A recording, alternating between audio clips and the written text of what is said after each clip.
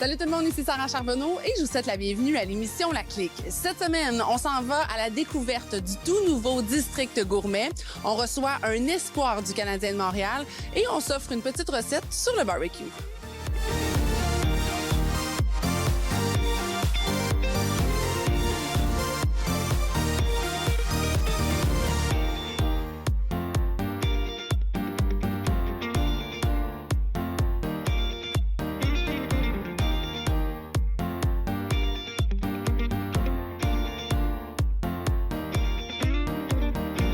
Cette semaine sur La Clique, en collaboration avec les finissants du Collège Radio-Télévision de Québec, on s'en va à la découverte du tout nouveau district gourmet situé dans le QG à Sainte-Foy. J'ai le plaisir aujourd'hui d'être en compagnie de Claude Tifo, qui est directeur de la gestion immobilière pour le groupe Capwood. C'était un peu le grand lancement de ce projet immobilier-là qui est QG et d'ailleurs le district gourmet qui est le point fort de ce projet-là. En quoi le district gourmet se distingue des autres offres au niveau de la restauration à Québec? Écoutez, c'est 12 restaurateurs qui sont passionnés, qui ont décidé de venir ici à Québec, dans certains cas, des chefs qui viennent d'ailleurs, autant du Canada que d'ailleurs en Europe. Ce sont 12 chefs qui vont offrir des spécialités de leur pays qui sont complémentaires l'un et l'autre. Donc, on va pouvoir autant manger du portugais, du restaurant français, des pâtes fraîches, pizza, peu importe, vraiment dans tout ça au même endroit. Et en ayant la possibilité de choisir une entrée d'un restaurant, prendre le mets principal d'un autre restaurant, le vin de tel autre, ainsi de suite, et de terminer avec les desserts qui sont faits par nos chefs pâtissiers. Alors, c'est 12 restaurateurs, 12 chefs qui sont passionnés. On a également un bar mixologie.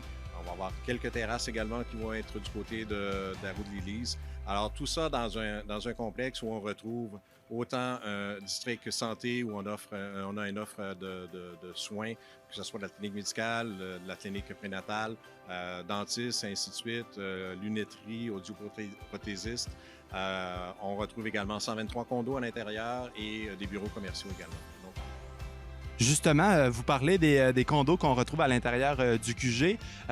Vous cherchiez à faire un projet qui était complémentaire, restauration, soins de santé et également habitation. Est-ce que vous avez eu des inspirations à l'extérieur du Québec ou même au Québec d'un tel projet de la sorte? Au Québec, le produit n'existe pas comme tel. Même Chef Godbout, qui voyage beaucoup, n'a pas trouvé d'équivalent en Amérique. Faut vraiment aller en Europe, du côté de la France, où on a certains endroits où on retrouve ce type d'offre de service, où on retrouve autant du commercial, résidentiel et également restauration là, sous un même toit.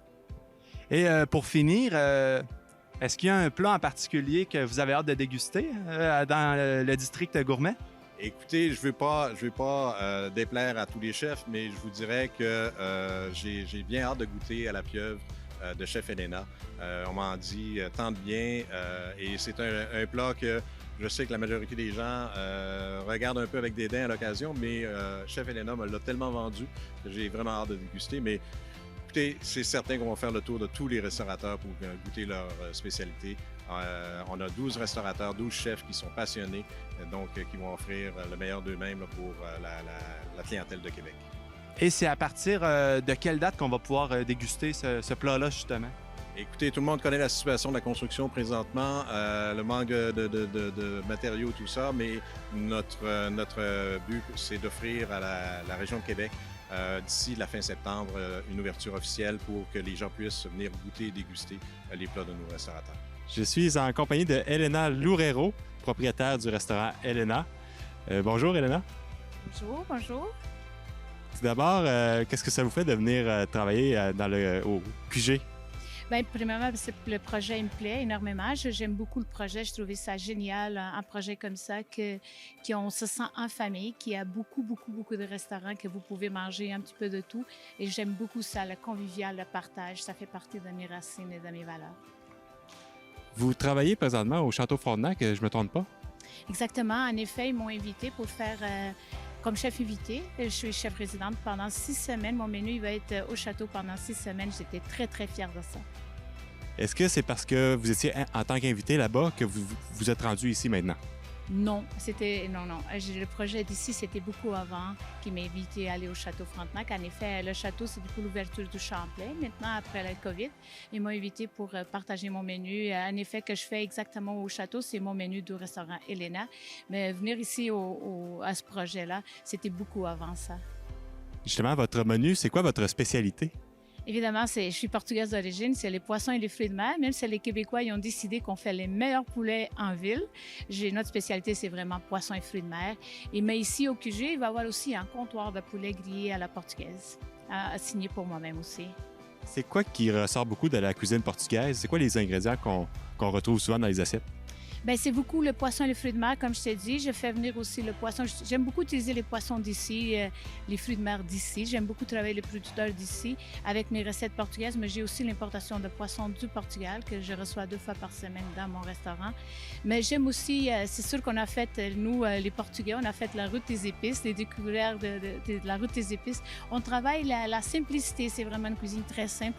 On utilise aussi les clous de girofle, les cumins, la paprika, les piri-piri. La sauce piri-piri, c'est une incontournable dans ma cuisine avec l'huile d'olive. C'est ce que je préfère d'ailleurs, la sauce piri-piri avec du poulet, là. Très bon. Quelle est votre préparation par rapport à ce projet?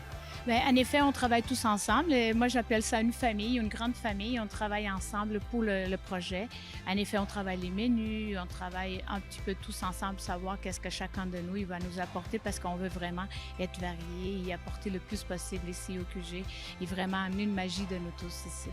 Parlez-moi de l'expérience à laquelle on peut s'attendre dans le restaurant. Bien, en effet, chacun de nous, comme j'ai dit, on apporte notre magie. Moi, je vais vous apporter beaucoup de poissons, beaucoup de fruits de mer, la pieuvre, évidemment, et dans la petite, le comptoir de poulet grillé, évidemment, le poulet grillé à la portugaise que je vais amener ici comme ça va faire à Québec avec grand plaisir parce que j'aime beaucoup la ville de Québec. Super, merci Elena. C'est Hubert Théberge en direct du QG et de la partie District Gourmet. Je suis en compagnie de Inès Gauthier. Bonjour Inès. Bonjour. Inès, quel âge as-tu? J'ai 16 ans, je viens d'avoir 16 ans là. Seulement 16 ans. Et tu viens d'une famille, en fait, tes 2 parents sont chefs. Ouais, son chef. Ma mère, par contre, elle fait des cocktails. Puis mon père est chef cuisinier, mais on fait toutes les 3 de la cuisine. Donc, je me demandais justement, à la maison, c'est qui fait les soupers? Ben, on peut dire que la plupart du temps, c'est maman qu'on n'a pas beaucoup de temps parce qu'on est 3 enfants. Donc, elle fait plutôt de la cuisine rapide au presto à la maison. Puis papa, quand on a le temps, ben, c'est cuisine élaborée avec des termes. Donc, je dirais un petit peu tout le monde. Puis moi, je m'incruste à l'intérieur de tout ça, ouais. Donc, maman, c'est efficace. Papa, c'est plus comme au restaurant. Est-ce que tu peux nous parler un peu de ton parcours? Comment tu as commencé à cuisiner puis jusqu'à pouvoir avoir ton propre restaurant à toi? Ben écoutez, j'ai commencé à faire de la cuisine depuis que j'ai l'âge de 2 ans. Je dirais pas faire de la cuisine avec des termes, toutes les élaborations aussi, mais j'étais sur je peux juste dire qu'on avait une photo de moi quand j'étais petite chez mes grands-parents, en fait, avec une cuillère en train de touiller dans une marmite. Ensuite, j'ai fait la première émission de cuisine, La Relève sur TVA. J'ai malheureusement pas gagné, mais avec la formation que mon père il m'a donnée avant l'émission, je me suis dit que c'est ça que je voulais faire plus tard. Et donc après, ça a enchaîné avec le premier livre de cuisine, Cuisine avec Inès, donc 50 recettes où on peut s'amuser. Et à l'âge de 13 ans, puis à l'âge de 15 ans, le deuxième livre de cuisine, Cuisine avec Inès, autour du monde. Puis avec une discussion là avec Denis et papa, on peut dire que le restaurant il s'en vient, quoi. C'est vraiment impressionnant comme parcours. Je sais également que ta spécialité, en fait la spécialité de ton futur restaurant, ça va être le hamburger. Est-ce que tu peux nous révéler peut-être un mini secret? Qu'est-ce qui fait que les burgers vont être spéciaux à ton restaurant? Spéciaux. Je peux dire qu'ils sont tous uniques et originaux les uns autant que les autres. Je peux juste dire qu'on utilise des produits de qualité, des produits frais, par des producteurs aussi éthiques, parce que je trouve que c'est très très important en 2021. Maintenant, je peux juste dire que ils vont être tous très uniques parce que je rajoute toujours ma touche Inès à l'intérieur de ces burgers, donc très unique, quoi, je dirais ça. Donc, les ingrédients, c'est le secret d'un grand plat et la passion, c'est le secret d'une grande chef. Je dirais pas mieux. Merci beaucoup, Inès Gauthier, et bonne chance pour votre restaurant. Merci beaucoup. Au retour de la pause, on reçoit pour vous un espoir du Canadien de Montréal.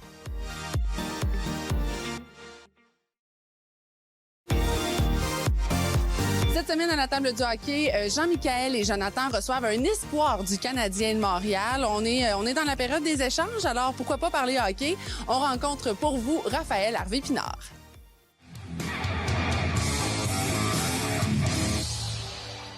Bienvenue au segment sport de la clique en compagnie de la table du hockey. Cette semaine, on reçoit Raphaël Harvey-Pinard, espoir du Canadien de Montréal. Je lui ai d'ailleurs demandé en débutant l'entrevue comment a-t-il vécu l'expérience du repêchage de la Ligue junior majeure du Québec, l'un des plus gros repêchages juniors au Canada. Ça a été une belle expérience. C'est quand même stressant. Là. Moi, j'étais classé de 9 à 12. Puis j'avais joué une Jet Espoir justement. Je savais que j'avais des chances, mais t'es jamais sûr quand même là, quand tu joues une Jet Espoir. Puis là, je m'en vais au repêchage. Puis sincèrement, je pensais pas me faire repêcher avant les rondes 9 à 12, mais quand t'es rendu à la ronde 5-6, ça commence à aller de plus en plus vite.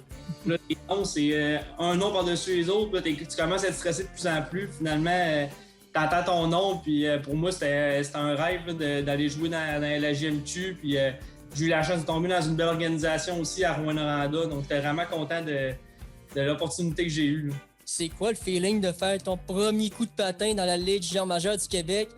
Et avec les Huskies de Rouyn-Noranda, vous avez eu du succès quand même. Oui, ben c'est quand même spécial. Puis moi, j'ai vraiment vu ça là, tout en étapes. Je l'ai quand même dit une couple de fois, mais c'est quand même spécial de le dire de même. Mais moi, quand j'étais arrivé à mon premier match hors concours, ma première année, quand j'avais 16 ans, j'ai joué un match hors concours contre Gatineau. Puis je m'étais dit, ben, plus tard, quand je vais être vieux, je vais avoir des enfants, je vais pouvoir leur dire que j'ai joué un match hors concours dans la JMQ. Ça a été comme graduel de même pendant la saison. Finalement, quand je jouais à MJ3 avec les élites pendant la saison, je m'en vais jouer mes premiers matchs juniors à Rimouski puis face contre au Saguenay aussi. Puis, je me suis dit la même chose, je vais pouvoir dire plus tard à mes enfants que j'ai joué un match de saison avec dans la GMQ. Ça a été comme graduel, puis là en ce moment on est rendu dans la Ligue américaine, donc on va espérer que ça continue de même. Puis après plusieurs saisons à Rouyn-Noranda, tu as été changé pour l'équipe pour qui tu avais endossé le chandail au tournoi Pee-Wee de Québec. Saguenay-Chicoutimi. On va parler de l'expérience du tournoi Pee-Wee de Québec. Toi, c'est quoi? Comment tu as vécu cette expérience? Le tournoi Pee-Wee de Québec, c'est un gros tournoi, mais moi, malheureusement, les tournois que j'ai faits, on s'est pas rendu trop loin. Je pense que j'ai peut-être une victoire là, en 2 ans, puis on n'a pas passé le deuxième match, mettons. Juste de pouvoir jouer, on avait joué contre les Penguins de Pittsburgh, je me rappelle ma 2e année, puis c'est juste de voir Mario Lemieux, me semble, il était là à ce tournoi-là, juste de voir ces personnes-là côtoyer un peu d'autres équipes qui viennent pas du Québec, c'est une belle expérience, puis la fameuse tune, elle reste dans la tête. C'est juste une belle expérience de jouer ce tournoi-là, même si tu te rends pas loin. Puis on va revenir un peu dans le temps, si tu me permets. L'été 2019, les Canadiens de Montréal font un échange pour s'avancer au repêchage, pour te repêcher. Premièrement, est-ce que tu t'attendais à ça, que le Canadien s'avance pour aller te chercher? Ben non, je m'en attendais pas. Puis c'était vraiment surprenant aussi comment c'est arrivé parce que moi, là, j'avais rencontré peut-être 6 ou 7 équipes avant le repêchage. Je savais que j'avais pas nécessairement beaucoup de chance. Puis là, il restait peut-être 10 ou 12 choix au repêchage avant qu'il se termine. Puis là, je voyais les équipes qui restaient. Puis honnêtement, j'étais là, j'ai pas beaucoup de chance de sortir. Là. J'ai pas parlé à beaucoup d'équipes dans celui qui reste. Puis finalement, je reçois un texte de mon agent qui me dit t'es repêché. Et là, je regarde l'équipe, c'est les Flyers de Philadelphie qui sont supposés parler. Là, je dis, ben, c'est impossible qu'ils me repêchent. Ils ont montré aucun intérêt. Mon agent me texte juste après, c'est Montréal qui te repêche. Mais là, je comprenais pas parce que c'était encore Philadelphie. Puis là, en 2 secondes, ça switch. Les Canadiens repêchent, puis je vois mon nom apparaître. Malheureusement, j'étais chez nous. J'aurais aimé ça être sur place. L'année d'avant, je m'étais déplacé à Dallas. J'avais pas été repêché. Là, c'était à Vancouver, puis ça coûte quand même cher. Donc, j'ai décidé de rester à la maison, mais au moins, j'ai pu vivre ça avec ma famille, puis c'était des belles émotions. C'est le cas des recrues qui suit par la suite. Le premier trio au cas des recrues, Raphaël Harvey-Pinard, Nick Suzuki, Ryan Poehling. Attendais-tu à ça en y allant d'être avec les 2 choix de première ronde? Non, je m'en attendais pas, puis c'était quand même spécial de t'arrives, puis tu t'attends à rien. C'était le premier match, puis tu vois ton nom, première ligne, avec ces 2 gars-là, 2 gars qui ont... ils ont du vécu, sont bons. Tu sais qu'ils vont jouer dans la nationale. Ils ont un talent assez spécial. Donc, pouvoir jouer avec eux autres tout au moins des recrues, c'était quelque chose de spécial. C'était une belle expérience encore une fois. Puis ça me donne de l'expérience juste de vivre ça à un camp de même. Cette saison avec le Rocket, tu as joué quand même avec beaucoup de joueurs. Dans les joueurs avec qui tu as joué, Michael Frolley, il a joué 858 matchs à la Ligue nationale. Cole Caulfield, qui faisait ses débuts professionnels. Brendan Gallagher, puis Carey Price dans les buts. Lequel qui t'a le plus surpris en dehors de la glace, premièrement? Ah mon Dieu, en dehors de la glace, ils m'ont tous surpris un peu dans leur façon d'être, dans le sens, c'est frolique. Je me rappelle, les gars, ils disaient, la nouvelle recrue à soir, il avait joué 0 match en Ligue américaine, mais le gars, il a quand même joué 850 matchs en Ligue nationale. Il arrive, puis ultra smart, là, il parle à tout le monde. Ça paraissait pas qu'il avait joué 850 matchs dans son attitude. Là. Il était là pour nous parler, apprendre à nous connaître, puis transmettre son expérience. Ça a été un peu ça par tous les joueurs, sauf Caulfield, parce qu'il y avait pas d'expérience Ligue nationale. Mais juste, tu vois que ce gars-là, il a autant dans la chambre, son attitude, on le voit à TV, là, il est tout le temps souriant, puis c'est la même attitude qu'il avait à Laval. Il a embarqué sa patinoire, il aime ça jouer au hockey, puis tu le vois qu'il y a une coche en haut là, de tout le monde au niveau offensif. Puis les deux à la fin, Brendan Gallagher, Carey Price, c'est deux gars qui ont beaucoup d'expérience, qui avaient beaucoup à nous montrer. Là. Ils ont pris le temps de jaser avec nous autres aussi, ils étaient là pour nous donner des conseils, autant hors glace que sa patinoire. Puis vraiment, tous ces gars-là, ils ont laissé une belle marque cette année avec la Rocket. Si t'as aimé, rends-toi sur la page Facebook de la Table du hockey pour l'intégrale de l'entrevue et beaucoup plus.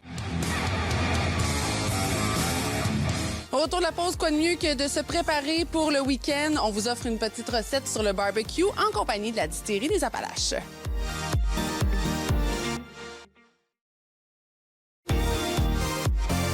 Encore une fois cette semaine, en collaboration avec la distillerie des Appalaches, on vous offre une chronique sur le feu. Quoi de mieux pour vous inspirer pour votre prochaine recette sur le barbecue?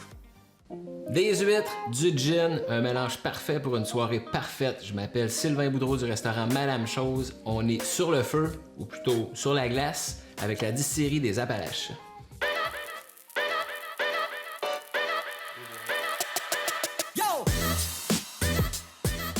Super recette d'huîtres. On va accompagner ça d'un granité gin lime, évidemment, avec le Kepler de la distillerie des Appalaches. Et on va se faire une petite garniture concombre, baie de genièvre et algues. Donc, on commence ça avec le graniteux. Ce que ça nous prend, du jus de lime, de l'eau, une pincée de sel et, bien entendu, le Kepler. On va commencer par se couper nos limes.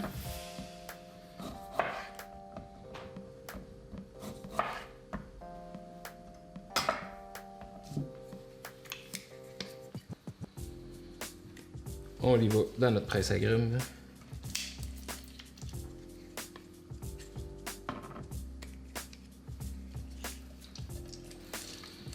Le granité, ça va vraiment être intéressant avec l'huître. Ça va rajouter un côté frais, un côté acide avec la lime et le gin qui vient compléter tout ça.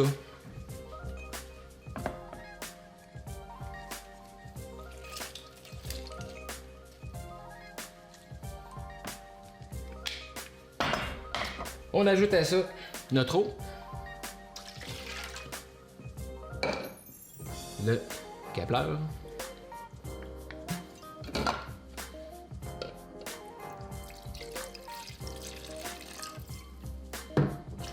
et on va terminer ça avec une petite pincée de sel, juste pour dire. On mélange un peu et ça, on va envoyer ça au congélateur pour quelques heures. Ce que vous allez faire, c'est qu'à toutes les demi-heures environ, vous allez venir racler, gratter votre granité pour briser les cristaux de glace qui se forment. Ce qu'on veut au final, c'est une texture style slotch.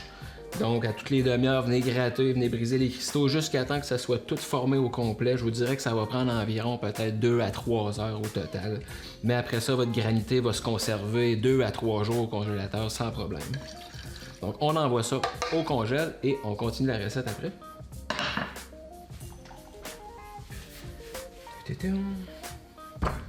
On se fait un petit mélange, puis après ça, on prépare notre garniture de concombre. Bien important de tenir notre plan de travail très propre, ça nous permet de travailler plus clairement. Alors, comme je disais, pour la garniture, on a besoin de concombres coupés en petits dés le plus petit possible.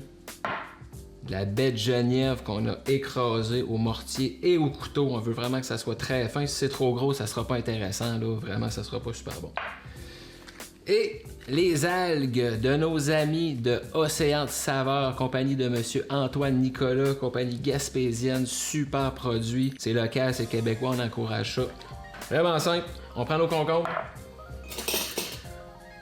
On met un petit peu de baie de genièvre, c'est quand même très fort, hein, fait qu'on n'en a pas besoin de beaucoup. Demi-cuillère à thé, tout dépendamment de la quantité de concombre que vous avez. Même chose pour les algues. Petite quantité.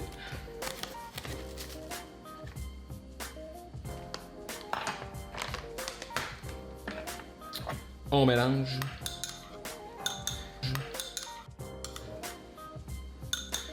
Et là, ce qu'on va faire, c'est que là, lorsque notre granité va être prêt, on va juste mettre un petit peu de granité dans notre mélange de concombre, juste pour humidifier notre mélange. Ça va être plus intéressant. Je mets ça de côté. Et on va ouvrir nos huîtres. On va y aller étape par étape. On prend notre huître avec une guenille ou un linge à vaisselle pour éviter de se blesser. On prend notre couteau à huître. On le met dans la partie derrière l'huître. Et là, on l'insère jusqu'à temps qu'on sente qu'il est bien à l'intérieur. Ça, c'est ce qu'il ne faut pas faire. Quand tu ouvres des huîtres, essaie pas d'impressionner ta blonde, ton chum, essaie pas de y aller rapidement. C'est vraiment sécurité avant tout. Le linge à vaisselle, on focus sur notre planche, puis on ouvre nos huîtres correctement. Donc, comme je disais, le couteau bien dans notre huître. Quand on sent qu'elle est bien ancrée dans l'huître, on pousse. Comme ça, notre huître est ouverte. On fait le tour du coquillage, comme ça. Et l'huître, elle est attachée sur la coquille en haut et en bas. Donc, on va juste venir détacher en haut du coquillage. Ceci. Et on va faire la même chose en bas du coquillage.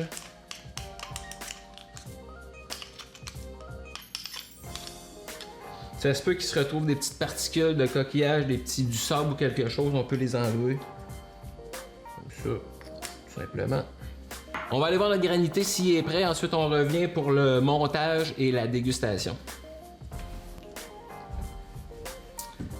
Notre granité est prêt. Comme vous pouvez voir, vraiment une texture de glace concassée en flocons de slotch. C'est ça qu'on veut. À cette étape-là, on va y aller assez rapidement parce que le granité commence à fondre dès qu'on sort du congélateur, dès qu'on le met sur notre huître, ça va quand même assez vite. Donc, on sort le granité du congèle quand on est vraiment prêt à déguster. Pour les besoins de la cause, si vous voulez, allez-y. Ça peut être plus festif, ça peut être plus intéressant. On va servir notre huître avec un petit shooter gin tonic, évidemment avec le Kepler. Ça va servir de notre base, de notre support pour notre huître. Donc, on dépose notre huître dessus. Une petite quantité de granité, gin et lime.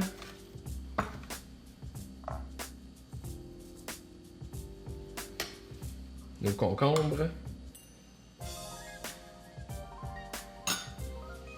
C'est aussi simple que ça.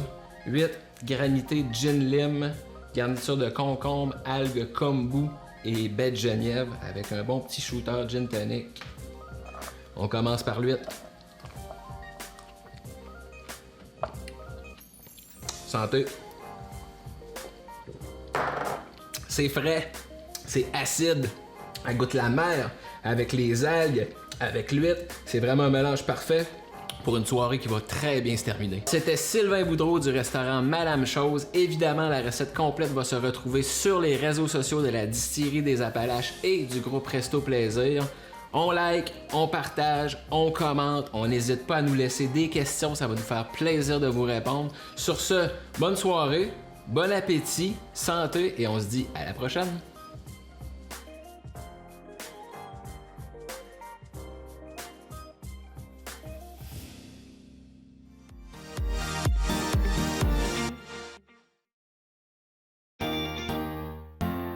Alors voilà, c'est ainsi que se conclut l'émission pour cette semaine, en espérant que vous ayez apprécié nos différentes rencontres. Pour revoir nos anciennes émissions de La Clique, je vous invite sur le télémag.tv, lelaclique.com et comme à l'habitude, à nous suivre sur les réseaux sociaux. Quant à moi, je vous retrouve la semaine prochaine. Ciao tout le monde!